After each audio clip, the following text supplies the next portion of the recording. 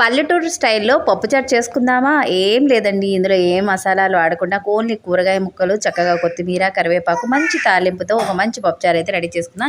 ఇక్కడ నాకు కావాల్సిన కూరగాయలన్నీ కూడా కట్ చేసుకున్నాను. మీరు వండుకునే లెక్కైతే మీకు కావాల్సిన కూరగాయలన్నీ కట్ చేసుకొని ఇలా ఫస్ట్ ముందు ఒక దాకలో వేసేసుకోవాలి. అన్నీ కలిపి వేసేసుకోవాలి. తర్వాత ఇందులో ఉప్పు, పసుపు, కారం కూడా వేసేసుకోవాలి. వేసుకొని చింతపండు రసం కాక ఇంకా మనం ఏమైనా నీళ్ళు కావాలంటే కూడా వేసేసుకోవాలి. తర్వాత ఈ పప్పు చారుని పొయ్యి మీద పట్టి ఒక 20 నిమిషాలు చక్కగా మరగనివ్వాలి. మరగనిచ్చిన తర్వాత ఇందులో ఉడకపెట్టుకున్న శుద్ధపప్పుని వేసుకోవాలి. ఉడకపెట్టుకున్న శుద్ధపప్పుని వేసేసుకొని పప్పు మరీ ఎక్కువ తక్కువ కాకుండా మీడియంగా పెట్టుకోవాలి. మరీ చిక్కగా ఉంటే బాగోదు. తర్వాత చక్కగా మెంతులు, జీలకర్ర, ఆవాలు, చిన్నులపాయలు, ఎండుమిర్చి, కరివేపాకు, ఇంగువ, నూనె వేయాలండి, మర్చిపోవద్దు. వీటన్నిటితో చక్కగా తాలింపు పెట్టి తిరిగి మూత వేసుకోండి. అదిరిపోద్ది పల్లెటూరు స్టైల్ పప్పు.